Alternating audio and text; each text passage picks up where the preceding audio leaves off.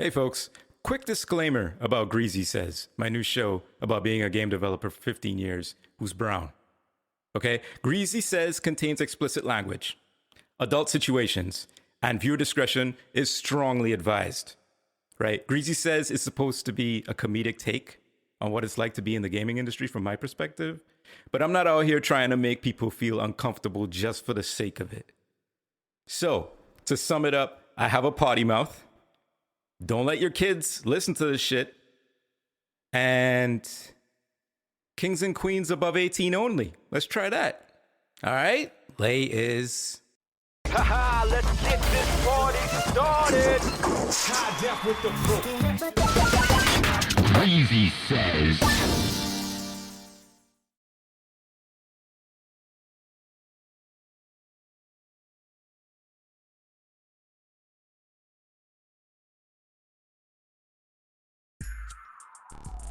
What up, what up, what up, what up, what up, what up, what up, what up? What up, Greasy people? Thanks for coming back to Greasy Says, Season 2, Episode 3. Hurrah, huzzah, hooray, yay, all that shit. What's been going on, y'all? What you playing out there? Are you playing anything new? Is there anything out there you're playing right now that's got you excited? I got some stuff. I bought a bunch of games on sale and not on sale. Some that I owned before, like I rebought Darkest Dungeon for the Switch because, all right, so here's the whole story. Wait, before I start in the story, welcome to Greasy Says. This is my show about being a game developer for 15. I need to change that. It's like more like 16 years now. I can't keep saying 15. It can't be 15 forever. I'm known to do that. But I'm a game developer who's brown. I'm a brown game developer. There's not a lot of us out there. I recently have joined a new sort of company, and there are more brown people, but there's still not that many brown people out there in games, y'all. So our stories are not being heard. Our stories aren't being represented as much. There are people out there doing stuff. Khalif Adams, of course, Spawn on Me podcast, doing it big. Other folks out there pushing, you know what I mean? He's more of a developer now because he recently joined Riot. Props to him and all his endeavors. But Greasy Says is about my perspective on being a developer in the gaming industry, not a fucking journalist, not a fucking pro gamer, not a fucking streamer, a developer, and all of the challenges that entails. But a lot of the time on this podcast, on this show, I talk about a bunch of other shit. Right? I talk about fucking getting solar panels. I talk about my kid bringing home fucking norovirus and getting me sick for an entire weekend. And right now, what was I talking about? What was I talking about?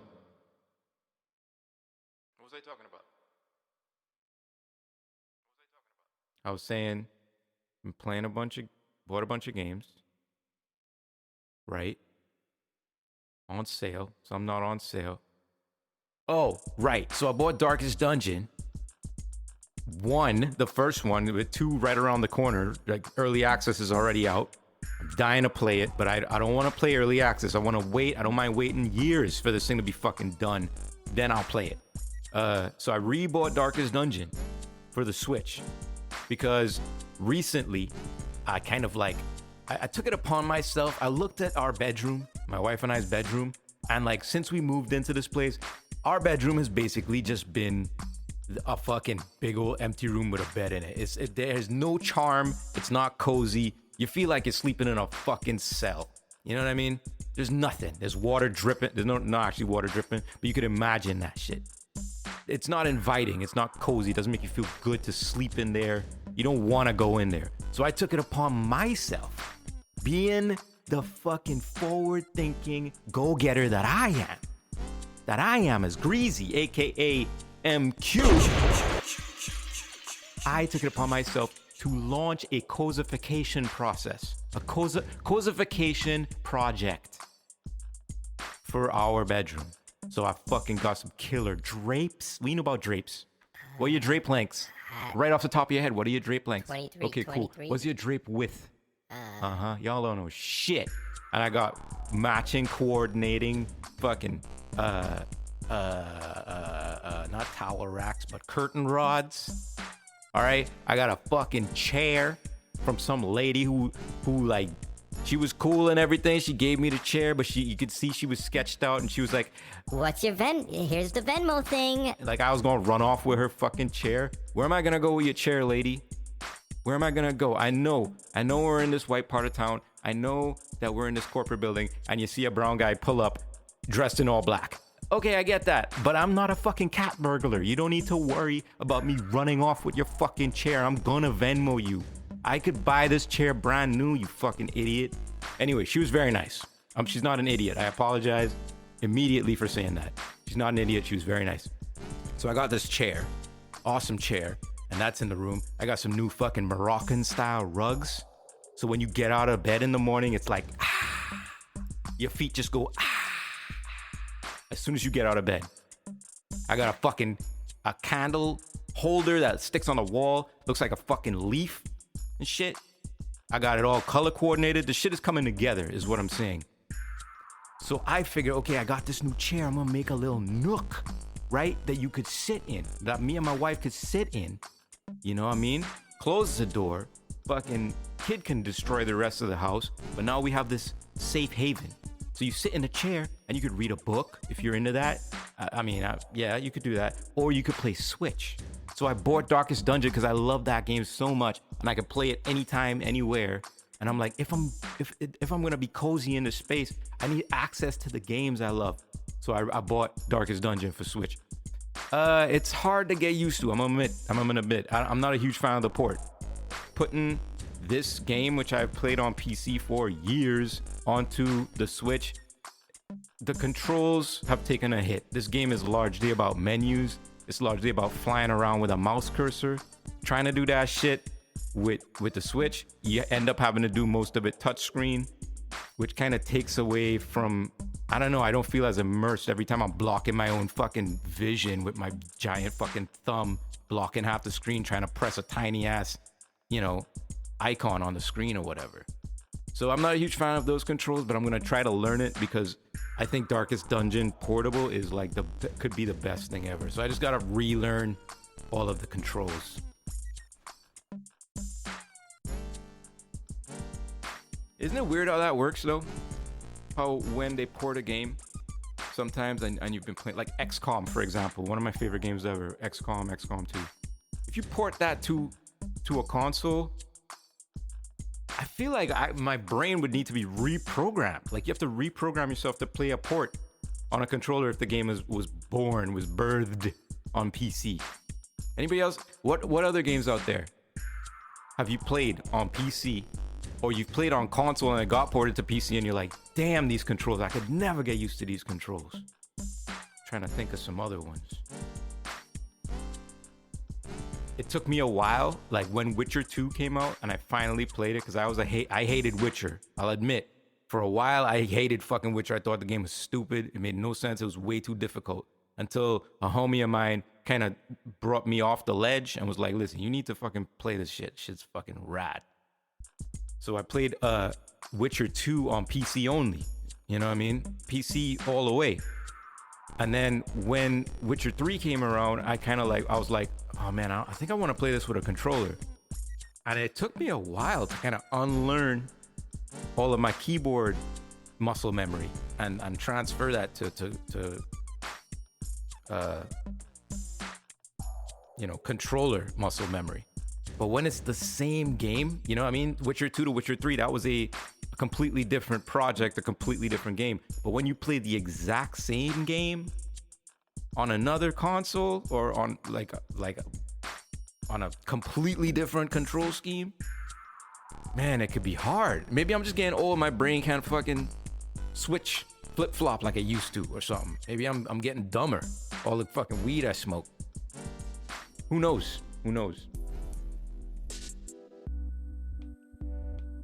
So I got my kid this really fucking awesome alligator keyboard. It looks like an alligator, but it's a keyboard. And it's a shitty keyboard. It doesn't even have polyphony. It can only play like 2 notes. It actually has, it does have polyphony, but only 2 notes worth of polyphony. Polyphony, if you don't know, is like if I pressed a key on a keyboard and I went, I couldn't press another one that went at the same time, right? That would be a monophonic instrument. You can only play one note at a time. You can't ever make a chord. But this thing is polyphonic, but you can only make a 2-note chord. Whatever, who gives a shit? Why am I telling you about fucking polyphony? Who gives a fuck? The point is, I got him this alligator keyboard. 2 things about the alligator keyboard. No, 3 things. He fucking loves it, number 1. 4 things. 1, he fucking loves it. 2, it's got a keyboard as well as a little drum player and like drum loop thing. So my boy will like hit the fucking key. Anybody comes over to the house. Could be a fucking electrician. Could be a fucking plumber. Coming over to the house. He's like, yo, what's good? I don't know who you are, but check this shit out. And he'll go over to the fucking keyboard and he will turn on a beat and he'll just sway to the beat, yo. And he's just there like, yeah. And his little baby hands up in the air and shit. Like, he just loves the beats. That's my son. That's my fucking son. He loves the beats. All right, so that's the second thing. 3, it has the single best duck sample. If you have kids, you know they have a lot of fucking toys out there that have animal sounds on them. Cow goes moo, sheep goes baa, fucking chicken goes cluck, fucking duck goes quack. But those quack sounds, sometimes they're a little too realistic. Sometimes they don't feel right. They don't nail the feeling of a duck. This duck sample on this fucking alligator keyboard, I'm gonna try to emulate it. It's like whack. It literally sounds like a dude back in the 80s with a shitty microphone saying whack. And they recorded that and passed that as a duck sample. And it is the greatest duck sample of all time. Maybe I'll post it on social media. Just so y'all, if y'all want to see this duck sample, if you want to hear this duck sample, hit me up, Greasy Says, on Instagram. And just tell me, yo, give up the duck sample, son. And I will post that shit. Greatest duck sample. And then number 4, y'all thought I lost track. Number 4, right, is that it has a flute sample on there. A flute sample on there that is damn close to the flute sample used in, I think it was Ocarina of Time. Remember the song? I don't know which place it was in, or what level it was in, or what part of the world it was in, but it would be like, you know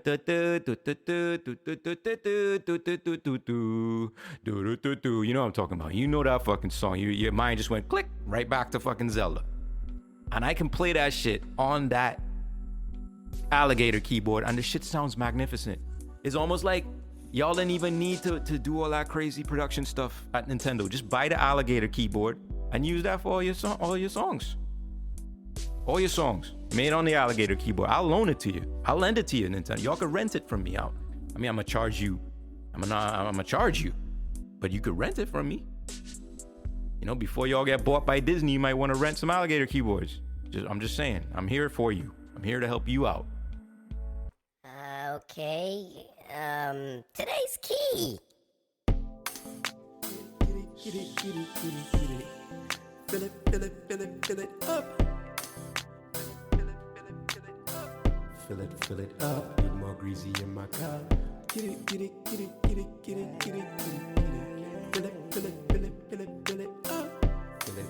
up. Need more greasy in my cup.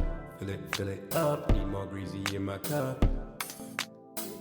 Get it. Fill it up. Need more greasy in my.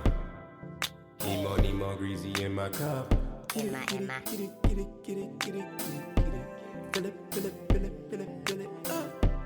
Fill it up. Need more greasy in my cup. Fill it up. Need more greasy in my cup. You know what? I'm just gonna stay out of this one. Well, you may notice that my voice sounds a little bit different, a little bit nasally. Yeah, in between what I just fucking recorded, all that shit before, and now I got sick again from my kid. These kids are unbelievable. His immune system better be fucking future-proof after this shit. Anyway, Elden Ring came out. Fuck Elden Ring. Okay? Fuck Elden Ring. Fuck Bloodborne. Fuck Dark Souls. Fuck all those games. I haven't even played Elden Ring, and I could tell you the shit sucks. You want to know why I know the shit sucks? Because, one, I've played Dark Souls 3, which is the easiest Dark Souls, apparently. And I played Armored Core 2 back on fucking PlayStation 2. And I played Demon Souls 2 for like 5 minutes before I threw that shit the fuck out the window.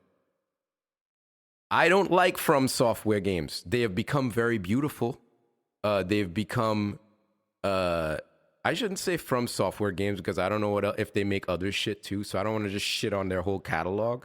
But like basically the Dark Souls of From Software, those kind of games that they make, I don't fuck with none of those games. I fucked with Demon Souls way back in the day. A homie of mine lent it to me, and I gave him that shit right back, and and then I stopped being his friend. That's how bad it is. Okay, we are no longer friends because he let me play that. He endangered me personally. He didn't care about my well-being by giving me that sack of shit. All right? Controls that don't even fucking work. And Armored Core 2 back in the day, I was gassed up. I mean, it's PlayStation 2 days. I'm a kid. In retrospect, I'm a child. So I don't know what the fuck I'm doing. I see a bunch of mechs on the front of a game cover. Of course I'm a cop that. I'm obsessed with Japanese shit. Of course I'm a cop some shit with 2 mechs on the cover. The shit's called Armored Core 2. I wanted to like that game so much. Played the shit out of it. Got my ass handed to me by the computer over and over and over again. Because the controls were basically impervious to even reflex action. And that's what pisses me off. That's why I know Elden Ring. Elden Ring? I don't even know. I know that shit fucking sucks. All of y'all like it because you're supposed to like it. You've been programmed to fucking like it. You fucking dopes. The game barely has gameplay. Dog. And I'm not trying to talk shit. I should not even say gameplay. I should say the control scheme for that game and what makes that game quote unquote fun and unique is not its controls. And it's about memorization. That's all the Dark Souls games, the Bloodborne games, the fucking Elden Ring games, all those games, it's just about memorization. Okay? I'm not hating on a game that requires memorizations. A lot of great games require that. Even ones I've worked on personally require a fuck ton of memorization to excel. But don't fucking come at me in no fucking comment and on no fucking review or nothing like that telling me that Elden Ring and the Dark Souls games is about fucking gameplay. Don't even fucking lie to me like that, you fucking jerk. It's not about gameplay. It's about this motherfucker move like this, so I press this button. Oh, he gonna do that again. I pressed this button 3 times in a row. Oh, I died. Okay, what was the pattern? Left, right, fucking up, down, BA, select, start. Is a fucking code. It's not even, it requires no finesse. It doesn't, you're not thinking on your feet. It's not about reflex. I guess it is kind of like about reflex, but it's memory reflex.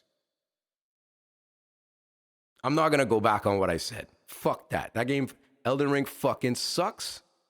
Ollie Ollie is way fucking better. Ollie Ollie has more gameplay in one stick, in the left stick alone, than the entire fucking rack of Dark Souls, Demon Souls, Bloodborne, Elden Ring games. Period. Go fuck yourself. I don't give a fuck. Come at me. I don't give a fuck. At me in every fucking comment. I will tell you again and again.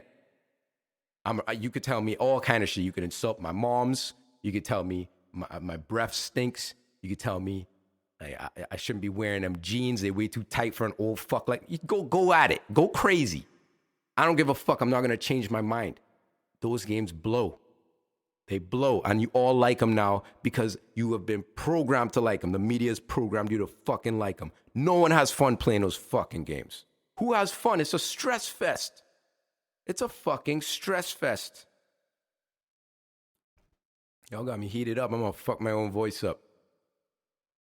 I mean, it's not your fault. Y'all didn't tell me to talk about. I chose to talk about this shit.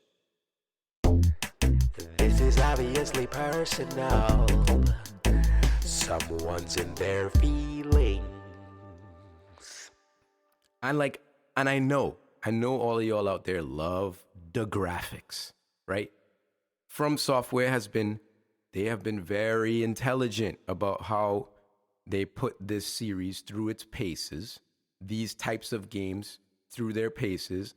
They have a single type of gameplay. It's all pattern-based. It's all memory-based. That's our thing. We're going to do that 90 million times. But each time, we up the graphics. We up the graphics. More graphics. Put in more graphics. So now we have Elden Ring, which is a beautiful, fucking magnificent piece of dark art. A beautiful piece of gothic art. Or whatever the fuck. I might have my shit wrong. Whatever the fuck type of art it is. It's beautiful. It's a beautiful game. Demon Souls was a pile of fucking dirty laundry. That shit looked like what? My first Unity game smeared with Vaseline. You know what I mean? Like, but guess what? Demon Souls and Elden Ring probably play the exact same. Again, I have not played Elden Ring. I have never played it. I've seen screenshots and the trailer and Holopy's awesome remake that he made on YouTube, where it's a PS1 remake of the Elden Ring trailer, which is fantastic. Go to fucking YouTube and look up PS1 Elden Ring and just subscribe to that fucking guy because he is on a next level. That dude he doing some different shit. He's doing some very, very different shit. Amazing stuff. Anyway, back to shitting on Elden Ring. What was I saying? Right. So it's been beautified. The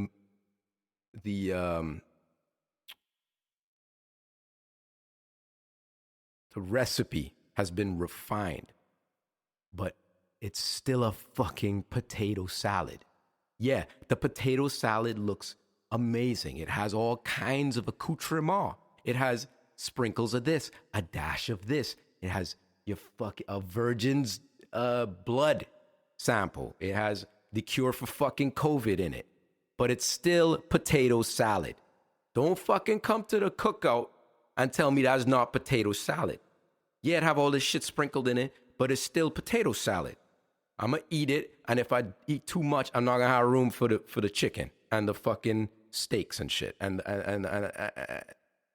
the hot dogs and the burgers and the ribs and shit. It's fucking potato salad. Elden Ring is potato salad. Get the fuck out of here. Maybe that's why y'all like it so much, because it got all that mayonnaise in it. And y'all like mayonnaise, right? Why does anyone like that game? I've not played it, but it fucking sucks. I played Dark Souls 3. And I went through the sort of transformation that you go through when you play From Software, these types of From Software games. You play, you're like, whoa, this world is dope. This is crazy. It's spooky. I like it. It feels like Resident Evil. This is amazing. Then you get your ass whipped again and again. And you say to yourself, oh, because of media, I understand that this game is difficult. I am going to accept that difficulty. And you trudge on. And then you stop getting your ass whipped. And you start leveling up your dude. And you start being invested in this world. And it's so weird and difficult. And you almost start respecting the difficulty. But then you get to a boss or some shit who basically, his pattern is like 5 minutes long. You gotta remember a whole 5-minute pattern? You know how much weed I smoke? How the fuck I supposed to remember a 5-minute pattern, dog? You know what I mean? And then you're set back to square one. So you're frustrated. And then you get to the next stage and you're getting your ass whipped again by horde characters, fodder characters. The first guy in the stage hits you once and you die. And then you're just like, okay, so y'all just making up new rules every stage. So there is no way to get used to this shit. You just have to memorize every single character in the fucking game? For what? I'm trying to have fun. I'm not trying to do a fucking math test. Dodge plus weak attack multiplied by luck. You win. Yay. Elden Ring is fucking potato salad. I haven't played it, but I know all of this shit I'm saying is true. Will I buy it? Definitely not for $60, okay? I have said time and time again, I refuse to buy games that are $60. I feel that is price gouging, and publishers know what they're doing, and I refuse to buy $60 games, even though I bought I bought that on sale, even though I bought Dying Light 2 for $60 and I haven't played it yet. Even though I bought Cyberpunk 2077 bugs for $60 and kind of enjoyed it. It's a hard 7. But I refuse to buy a game for $60, especially not fucking Elden Ring.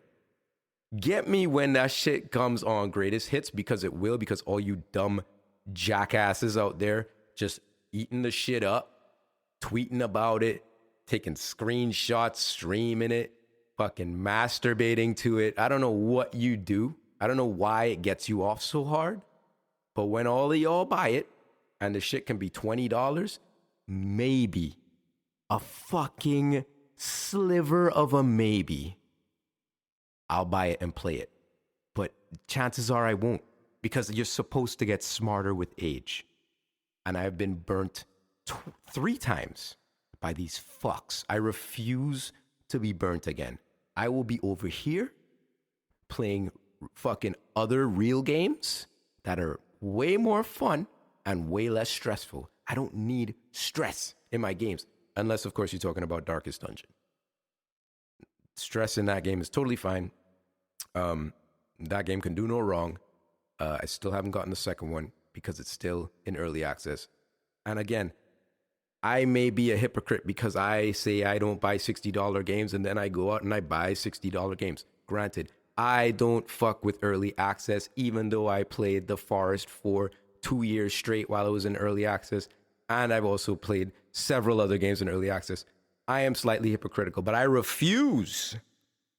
adamantly refuse in this moment right now to buy Darkest Dungeon before it leaves early access. And I refuse to pay $60 for Elden Ring, because I will not buy it until I eventually do, because I forgot I did this rant. Okay, I'm good. Good luck getting canceled.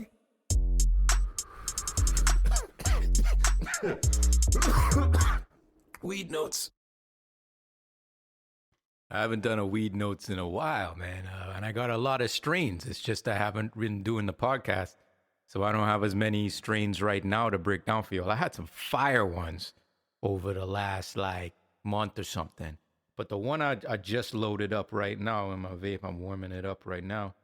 It's called Cherry Cookies. Most people will probably be familiar with stuff like Girl Scout cookies, kind of a classic strain, but this is Cherry Cookies. It's an indica dominant. It's got 0.8% THC, 18.7% THCA, no CBD, none of that other shit, and 0.3% of CBGA. I managed to pick up a big amount of it for a deal, because it was all mini nugs. It wasn't big fat juicy nugs. So I got a deal on this shit, and it's been doing me good. Weirdly, when I'm working, I'm able to just work on this shit, and it doesn't slow me down. It doesn't couch lock me in a bad way. It couch locks me to my machine, and I'm grinding. You know what I'm saying? But let's see what this tastes like. Here we go.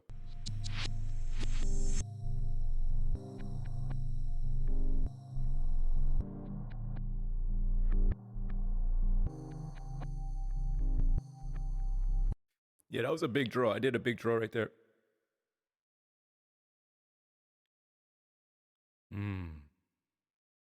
It does have a little bit of a cherry flavor, very like fruity flavor, fruity front. It's terpy, but it's not like it doesn't like completely wake up all your nasal passages and kind of attack your sinuses like those high terpy ones do. It's very mellow. It's very like relaxed in its punch. The flavor is there, but it's not like making you like sneeze and shit. You know, some of them strains will make you sneeze. And the effects are like mildly heady. You know what I'm saying? I got a little bit of a zing, but it's not like I'm about to fall into a pile of clothes on the ground. I'm still like up. It's not like it doesn't boost me up and push me up further than I already am, but I'm like on the same plane as when I started. It's just now I'm a little altered. So I'm on 2 wheels instead of 4, but I'm still driving on that road. You know what I'm saying? I'm still on the highway. I ain't even lose speed or nothing. You know what I mean? So yeah, cherry cookies. Good if you need to focus, but you need to focus and chill.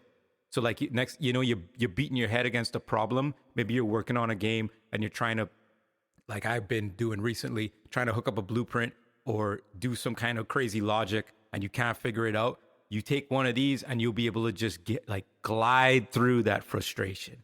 Cherry cookies. It's got the seal of approval for me, for work weed. All right? What you play, what you play, what you play, what you playing, what are you playing? What you playing? As I mentioned with my great fucking bedroom cosification project and playing the Switch, the other game I got for the Switch recently is Ollie Ollie World. Ooh. I did not see that one coming. I think there was an original Ollie Ollie. I might be wrong about that. But this shit is mad different. It's like 2D Tony Hawk, man. It's like 2D Tony Hawk 1, Pro Skater. You know what I'm saying? When it was just like absolute unadulterated fun. Ollie Ollie, it has such a simple mechanic, but it expands that mechanic so many ways. I haven't even seen all the ways you can do stuff. Basically, all you do is you flick the stick in a direction to do a trick. You hold one way and you flick it the other way. And no matter what, your dude stoops down and pops off. But like, you know, every direction is available to you. So you have a multitude of moves. And then they start throwing in Hadouken motions and Yoga Flame motions. And I'm like, what? This shit is expansive. And then they start adding grinds and manuals and like wall rides and yo, this game is fantastic. Fantastic gameplay. Extremely addictive. Every time you bail, you're just like, let's do it again. Let's do it again. Let's do it again. Let's do it again. The characters in it, the art style, the art direction of Ollie Ollie is amazing. It's I would say it's inspired heavily by like stuff like Adventure Time and Regular Show. These kind of absurd, surreal characters, but incredibly cute and capable of a wide range of expression and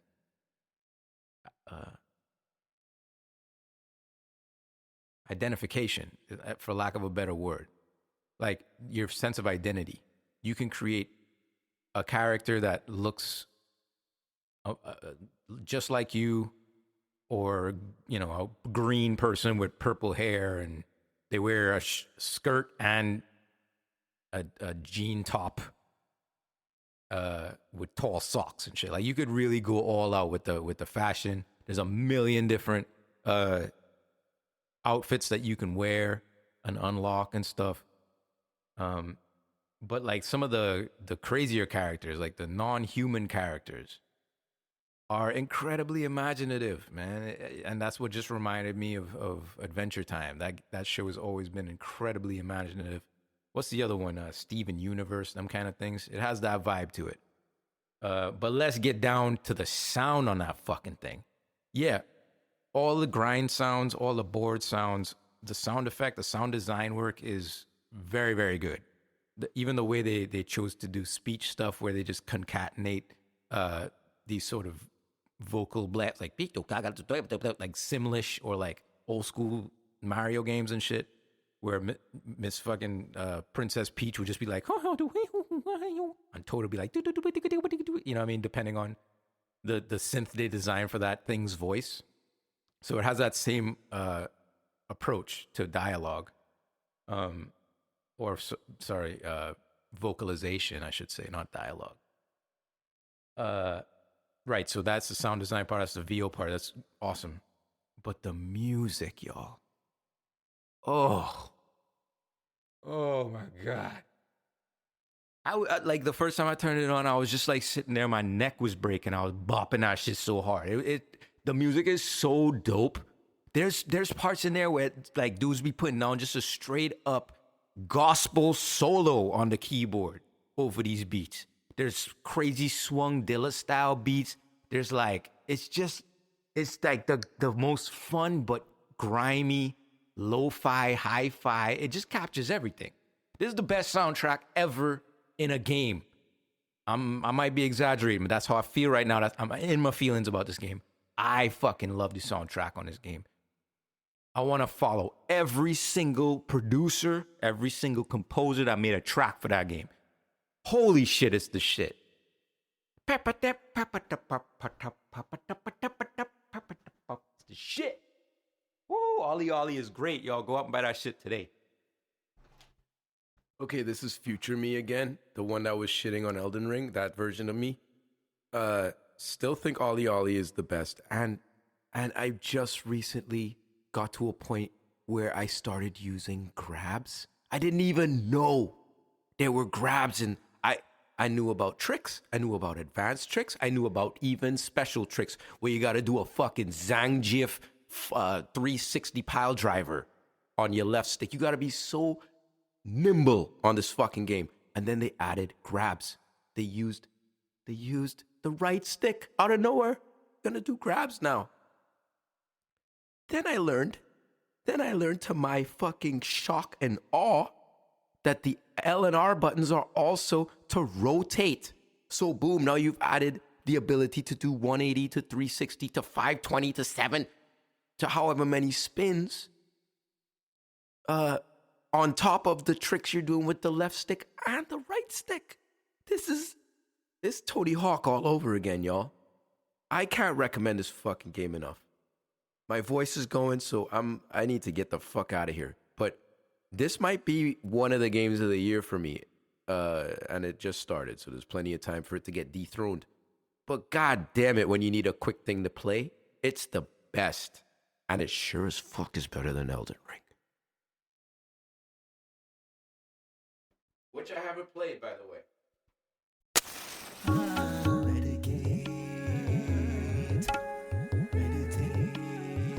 Medicate and meditate. Well, today is Medicate and Meditate. Since we've talked about patterns so much this week, patterns in Elden Ring, that piece of crap, patterns in Ollie Ollie, the best game in the universe. So many things about games are built on patterns. But as developers, what patterns are we creating? And are they good patterns or bad? Let's think about a few, shall we?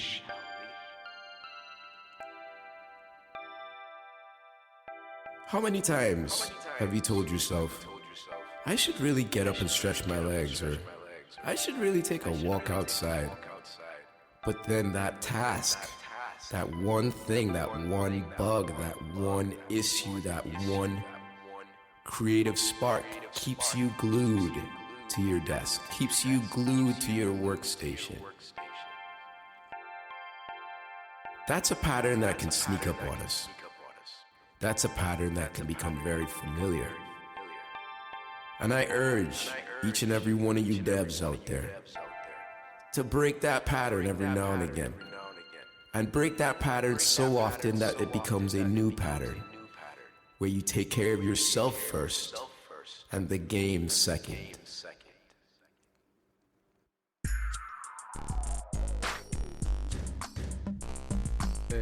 Shaka, shaka, shaka, shaka, shaka, shaka, ah.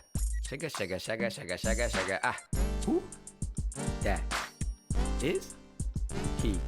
The greasy, greasy, greasy one, greasy, greasy, greasy, greasy, greasy, greasy one, greasy, greasy, greasy. Hey, goodbye. This is the end of the episode. Thank you for listening. I would love to hear what you think of Elden Ring. I am so fucking kidding when I say that. I don't give a fuck how you feel about Elden Ring. I could care less. Thanks for listening, y'all. Thanks for taking the air beating. If you're a fan of Elden Ring, I apologize if I hurt your feelings. I applaud you and your, I told a friend this the other day, your weird masochist lifestyle. Enjoy. This is the land of the free. The world apparently should be free, but some of it isn't. I'm not even gonna fucking get into that noise. But you know, to each their own.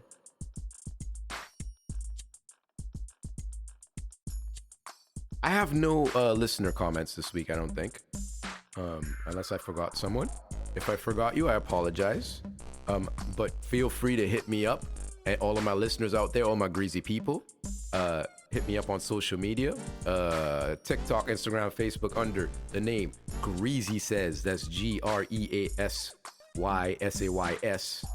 And you can find me on Bandcamp, Spotify, Soundcloud, under the name M-Cue, M-Cue. That's where my music is. Go check it out if you want, or don't, you know. If I've offended you so much with my Elden Ring talk, you're like, fuck that guy's music. Yay. Okay, that's cool. Tell a friend. You know what? Tell a friend who you think will be so pissed off that I talk shit about Elden Ring. Send them this episode. Why not? Just ruin their whole fucking day. And make sure that they really like blindly love Elden Ring. Like, you know, like they would have a meltdown listening to it. Send this episode to them, okay? And then just cut them out of your life. Simple. You're welcome. Greasy people, thank you for coming out. Remember, like, subscribe, comment, give me feedback. Tell me to go fuck myself for real this time. And until next time, it's a me, Greasy. And that was a horrible impersonation of I don't even know what culture. Layers!